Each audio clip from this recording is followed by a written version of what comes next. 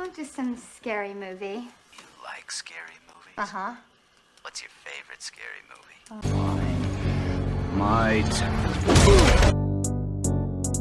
Keeps getting better. How many more bones will you crush? Now I'm the bad guy. She wouldn't even harm a fly.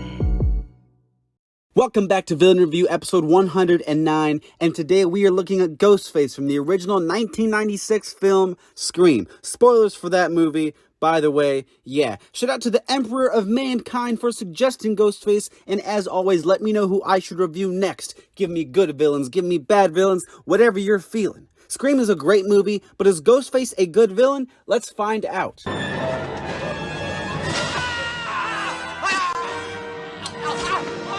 So since the Ghostface costume gets more use than the cheap woman of the night, in this video, we're only going to focus on the first two people to wear the costume, Billy Loomis and crazy out the wazoo Stu. When it comes to the super murder bros, we kind of get a different origin for both of them, one of them interesting, and the other one being Stu. To understand Billy, we have to take a look at his dad, Hank, who decided he wanted to cheat on his wife and tango Maureen, if you know what I mean.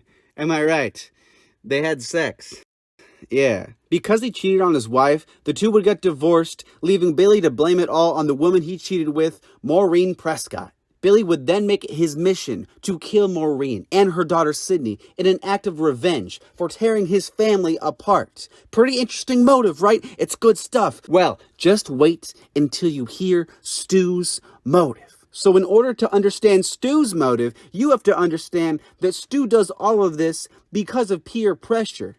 Yeah, that's it. Just like that one high school kid who's vaping in the bathroom, all of this is just peer pressure. So obviously one of these dudes has a way more interesting origin and motive, and the other doesn't really have any. Luckily for Stu, Billy's got this one covered because his origin is actually pretty interesting. The motive for Billy is a great example, in my opinion, of how to do a motive well for a villain. Not only does it show us more about his character, but it shows us why he does what he does. It makes Billy seem crazy because there's a lot of holes in his logic, but that's what makes him a villain.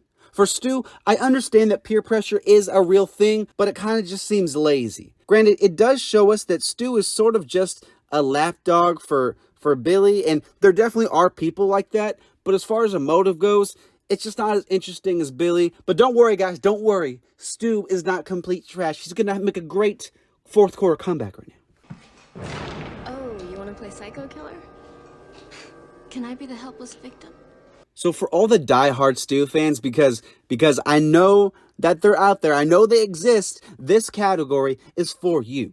What Stu lacks in an interesting motive, he makes up for in the fact that he's Stu. The actor who plays Stu, Matthew Lillard, brother of Damien, is probably most famous for playing Shaggy, both in the live-action films and in a variety of animated projects. If you ever wanted to see what it would look like if Shaggy was a serial killer who also did like lines, if you know what I'm saying, that is the Stu we get in this film. The amount of energy brought to this role makes Stu stand out so much when it comes to villains in horror. He's always making weird faces and noises and just being weird in general. Like, this performance is 100% over the top, but it kind of works. The movie is really good, but honestly, I'd watch this movie just for Stu. He's just so energetic. He's so unique. You don't find characters like this in horror, because characters like this, they belong in Adam Sandler comedy films, not slashes. If you took Rob Schneider from, I don't know, Bedtime Stories or whatever other Rob Schneider things Rob Schneider does, and you made him a crazy killer in a movie like this, this is the character you'd have. He's Rob Schneider, but he's Shaggy also. What the heck? When it comes to Billy, he's cool, I guess. Billy sort of toes the line the entire movie between maybe suspect and, oh no, I'm innocent boyfriend. He's not as unique a character as Stu, but he ain't bad. One of the things the pair has going for them, though, is the whole, like, film knowledge thing. I kind of like that. Sometimes it gets a little too obvious and forced, and it's like, okay, guys, like, you don't need to explain this to me. I've seen these movies. While it does get like that sometimes, I think overall, it's just as meta as the movie it's in, and overall, I think it's a good thing. It makes Ghostface feel more unique, and I think it's cool. I also really like how the characters themselves add their own little personality when they're in the actual Ghostface costume. When Billy has the suit on, he's a little more creepy and theatrical, but when Stu's behind the mask, you can just tell that he's having so much fun. It's a nice addition that makes the character a lot more interesting to watch.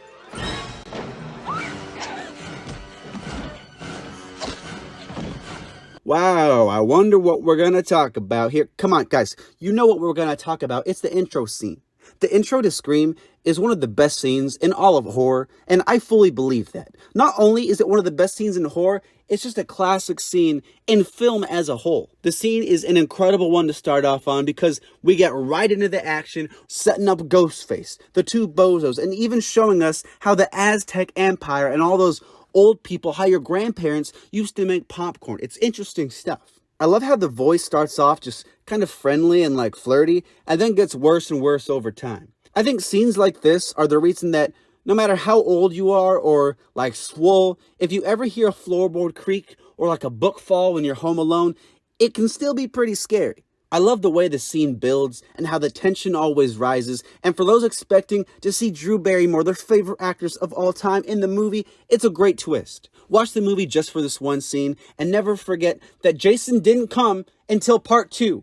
Alright, this knowledge can save your life. Besides this though, there are a lot of other good scenes in the movie for Ghostface. A small touch throughout all of these scenes is how human Ghostface is, and when I say that, I mean like when he's chasing victims, he gets hit, and like he falls down and he slips. Small things that you don't see a lot in horror. The small touches make Ghostface feel more real, and we see that he's not some supernatural identity. It makes him a lot more believable as a slasher. Another scene I really like is the whole ending sequence because it's just damn entertaining. The acting is great, along with the reveal, and again, it just shows us how much thought went into this movie. Wes Craven, you're a genius. Although now that I think about it, I wonder what would have happened if in the beginning, like, she knew all the answers. That'd be interesting. Hi, hello, can I help you? Hi, what's your name? Oh, hi, my name's Daniel. What's your favorite scary movie, Daniel? Yeah, it's a home movie my mom made called Daniel's Accidental Conception. Whoops. Oh, okay. Do you want to play some trivia? Of course, what position did my mom make? No, like real trivia for horror movies. Yeah, I guess. What color was the shirt of Judith Meyer's boyfriend's shirt in the original Halloween? Blue, white, and yellow stripes. Oh yeah, well, what are they talking about in Nancy's class when she falls asleep? I believe it's Hamlet. Page 5 of Hamlet. What's Pinhead's middle name? Raoul. What's Jason Voorhees' social security number? 18254916429. Okay, fine.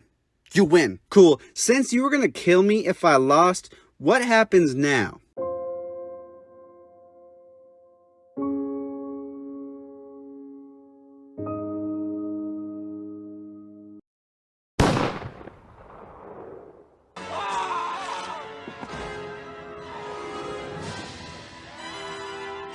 Being a serial killer is evil, no doubt, but what makes these dudes a little more evil is the reason why they serial kill.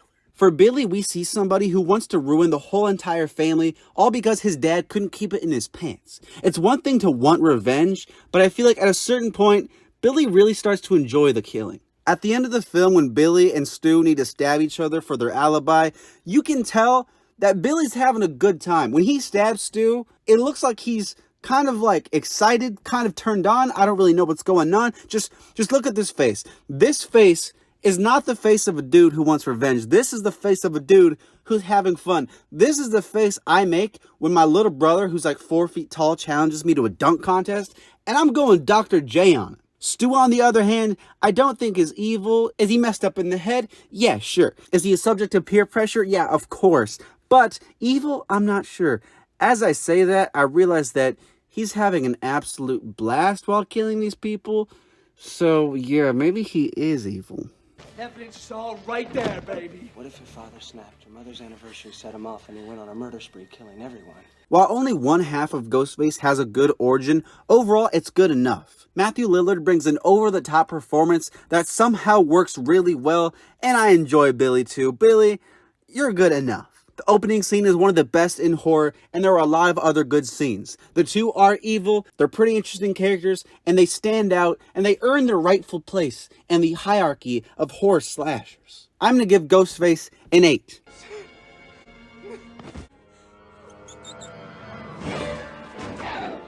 Thank you so much for watching. If you enjoyed this video, hit subscribe. I make a new villain review every single Monday. Let me know who I should review next, please. Please let me know. That's all I want in life is for you, yes, you, to let me know, J Films, who I should review next. Please do it. If not, that's fine too. You know, you're a busy person. You got stuff to do. In fact, I should end this video. You got to get back to that thing you're doing. I'll talk to you later. Bye.